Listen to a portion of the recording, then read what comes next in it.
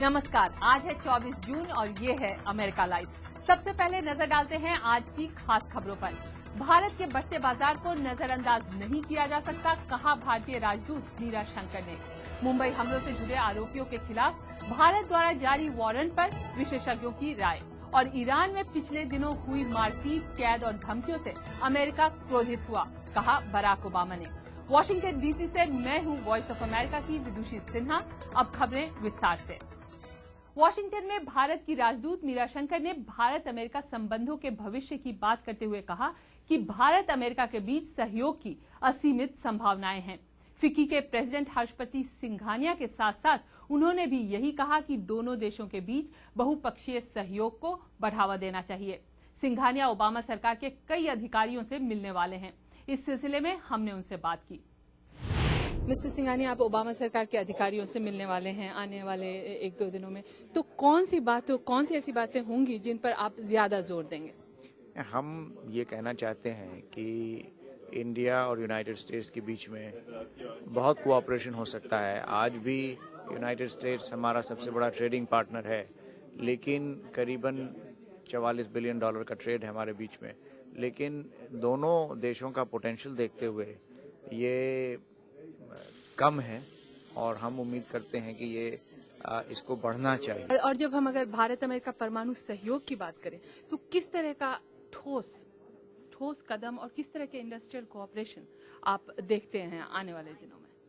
हम ये देखते हैं कि इससे पहली बात तो ये है कि इस इंडो यूएस न्यूक्लियर डील से ये साबित है कि यूनाइटेड स्टेट्स को पूरा भरोसा है। तो हम चाहते हैं कि वही प्रोसेस यूनाइटेड स्टेट्स इंडिया के संग इख्तियार करे जो वो आज ही 8 कंट्रीज के संग करती है।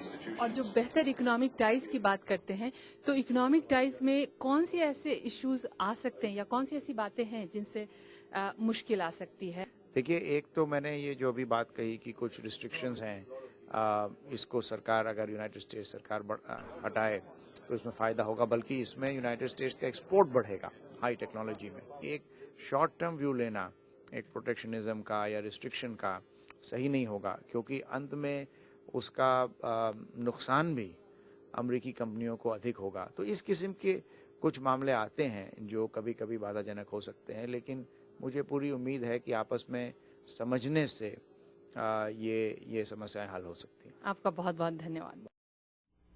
आप मेरी बातचीत विस्तार से हमारी वेबसाइट www.voasamachaar.com पर भी देख सकते हैं।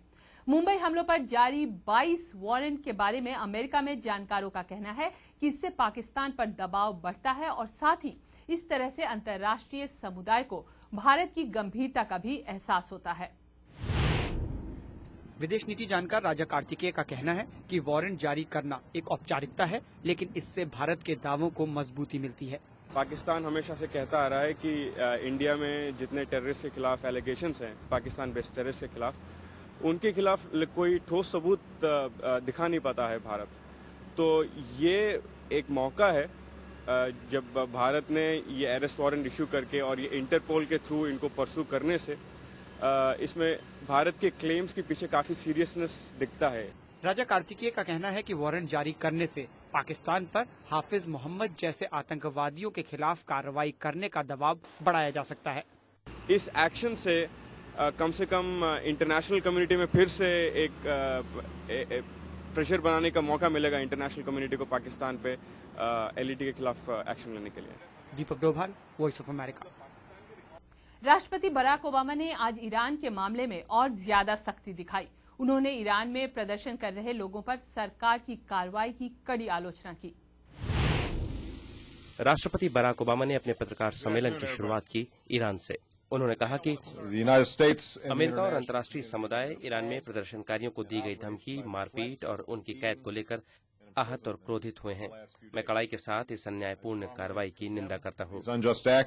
राष्ट्रपति ओबामा ने ईरान के अंदरूनी मामलों के बारे में बात करते हुए कहा, अमेरिका ईरान की प्रभुसत्ता का सम्मान करता है और ईरान के अंदरूनी मामलों में दखलंदाजी नहीं करेगा। अमेरिका लाइव के बारे में अगर आपकी कोई राय है तो हमें लिख भेजिए americalive@voanews.com। अमेरिका की बड़ी खबरों के साथ कल आपसे फिर मिलेंगे। नमस्कार।